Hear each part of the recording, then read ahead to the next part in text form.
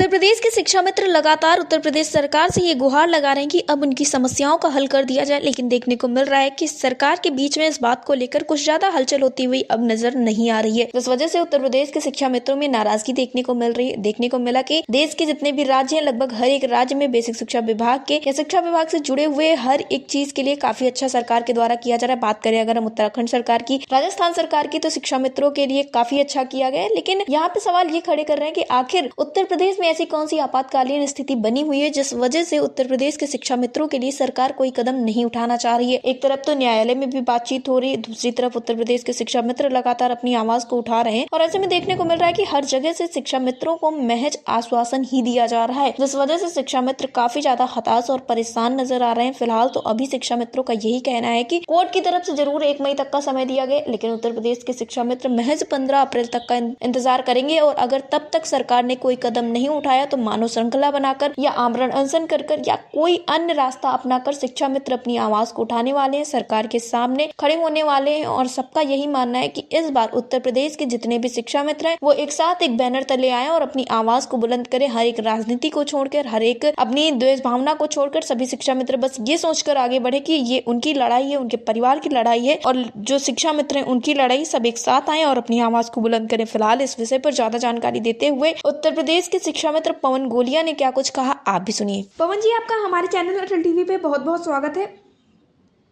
जी, आपका भी धन्यवाद और हमारा नमस्कार। पवन जी, जिस तरह से उत्तर प्रदेश के शिक्षा मित्र लगातार बेसब्री से इंतजार कर रहे हैं कि शासन प्रशासन की तरफ से कोई कदम उठाया जाए, लेकिन इस बीच में देखने को मिला कि सरकार की तरफ से एक बार फिर से हलचल काफी ज्यादा कम हो चुकी है। जहां एक बार सरकार ये कह रही थी कि बस समस्याओं का हल होने जा रहा है, तमाम तरह की बातें हुई, सदन के दौरान भी हुई, लेकिन इस वक्त पे देखने को मिल रहा है कि सरकार के बीच में हलचल काफी ज्यादा कम देखने को मिल रही है। तो क्या मानना है आपको, क्या सरकार इसी तरह से बीच बीच में शिक्षा मित्रों के मुद्दे पर बातचीत करती है, फिर अचानक से क्यों इस मुद्दे को छोड़ दिया जा रहा है, जबकि आप लोग तो लगातार पैरवी कर रहे हैं शासन प्रशासन की? देखिए, उत्तर प्रदेश का शिक्षा मित्र आपातकालीन स्थिति में से गुजर रहा है जी, और बार बार अपनी उत्तर प्रदेश की राज्य सरकार से जी और माननीय न्यायालय से जी ये अपील कर चुका है, विनम्र निवेदन कर चुका है कि भाई हमारी हालात जो हैं जी उनको सुधारा जाए। जी हमारी स्थिति नाजुक है, हमारे हजारों साथी हमारे साथ छोड़ के चले गए, जो शेष रहे हैं वो बहुत गंभीर बीमारियों से गुजर रहे हैं जी। और तमाम जनप्रतिनिधि के माध्यम से, तमाम मेमोरेंडम के माध्यम से, मीडिया के माध्यम से हम लोग अपनी राज्य सरकार को ये अवगत कराना चाह रहे हैं जी कि हमारी जान बचा ली जाए जी। और ये हमारे मानवीय अधिकार, ये हमारे श्रमिक अधिकार और इसका शोषण प्रतिदिन हो रहा है जी। तो हम निवेदन कर रहे हैं और निवेदन का स्वीकार हमारी राज्य सरकार नहीं कर रही जी। तो इसके लिए हम क्या करने हैं? जो भी डेमोक्रेसी में, लोकतंत्र में हमारे राइट्स हैं भारतीय संविधान में, फिर हम उसका पालन करेंगे।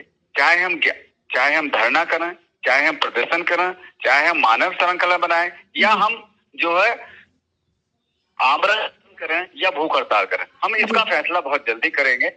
यदि इसी 15 अप्रैल तक जी अप्रैल चूंकि 1 मई को जो अवमानना की याचिका है, 1 मई को प्रमुख सचिव महोदय को ये जवाब दाखिल करना है, एफिडेविट दाखिल करना है जी कि भाई हम इनको कितना सम्मानजनक मानदेय दे रहे हैं। तो जब माननीय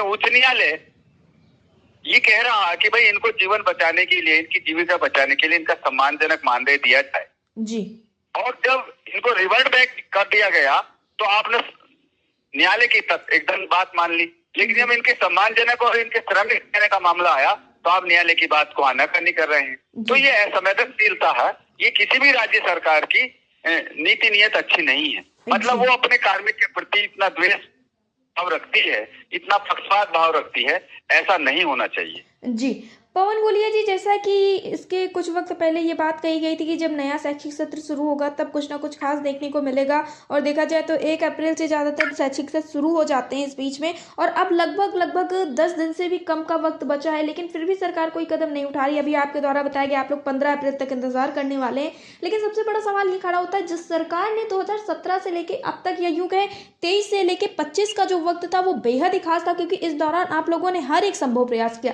तब तक तो सरकार के बीच में कुछ नहीं देखने को मिला, तो क्या इस तरह से 15 दिन के समय में सरकार कोई कदम उठा सकती है? नहीं, हमें आशा और उम्मीद है, हम तो निवेदन कर रहे हैं जी कि इसका कदम उठाना चाहिए और सार्वजनिक घोषणा करनी चाहिए, और शिक्षा मित्र के जो लोग हैं, जिम्मेदार लोग हैं, संगठन के जिम्मेदार लोग हैं, उनको बुलाकर ये घोषणा करनी चाहिए। और इसके लिए जो शिक्षक उन्नयन संगोष्ठी है जी, उसको सम्मेलन की सरकार को बुलाना चाहिए और अपने शिक्षा मित्रों को गले लगाना चाहिए और बेहतर शिक्षण कार्य के लिए उनको दिशा निर्देशन देना चाहिए, जो उनका भी परिवार चलता रहे, उनके समाज का, उनके परिवार का, उनके बच्चों का बेहतर भविष्य हो राष्ट्र निर्माण के लिए यही जरूरी है। जो कि अगर शिक्षक का मान सम्मान बरकरार रहेगा, उसकी आर्थिक स्थिति सम्मानजनक रहेगी, तो वो बेहतर तरीके से बच्चों को जो है मार्गदर्शन भी करेगा और बेहतर गुणवत्तापूर्ण शिक्षा का देगा बच्चों को। जी, जो क्वालिटी एजुकेशन है उसको बेहतर तरीके से देगा। ये शिक्षक की स्थिति आर्थिक, मानसिक और सामाजिक स्थिति बेहतर हो तो बच्चों को गुणवत्तापूर्ण शिक्षा मिलने का भी पूरा का पूरा जो उसका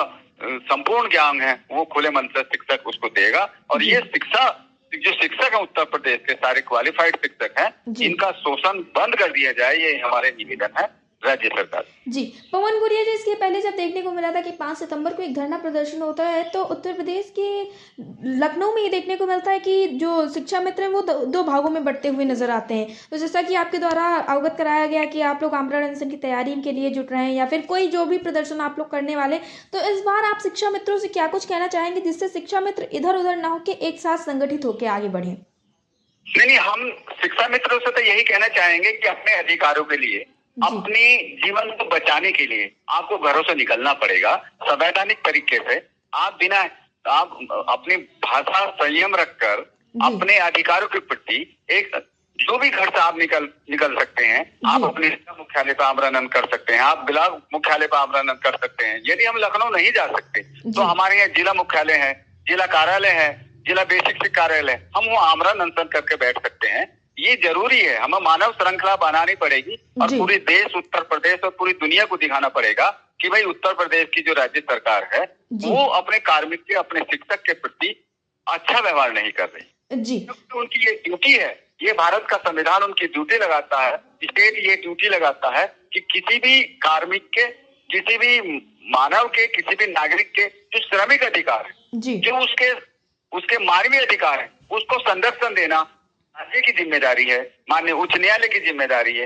यही भारतीय संविधान में ड्यूटी लगाई गई है। और इसलिए, चूंकि मैं इसलिए बता रहा हूँ, मैं एक शिक्षक हूँ और शिक्षक की जिम्मेदारी है अपने नियमों को जानना, अपने कानून को जानना और अपने सिलेबस को जानना और बेहतर से बेहतर अपने बच्चों उसका ज्ञान प्राप्त करना देना।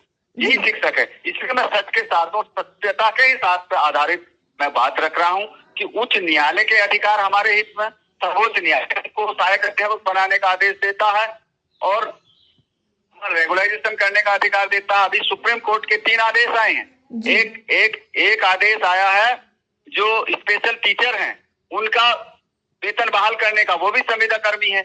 एक आदेश आया है जग्गू देवी यूनियन ऑफ इंडिया का, है राजस्थान का सुप्रीम कोर्ट में, वो भी सर्व शिक्षा अभियान के अंतर्गत लगे हुए हैं और उनको समान कार्य समान वेतन होते हुए वेतनमान और नियमित करने का आदेश सुप्रीम कोर्ट ने दिया जी।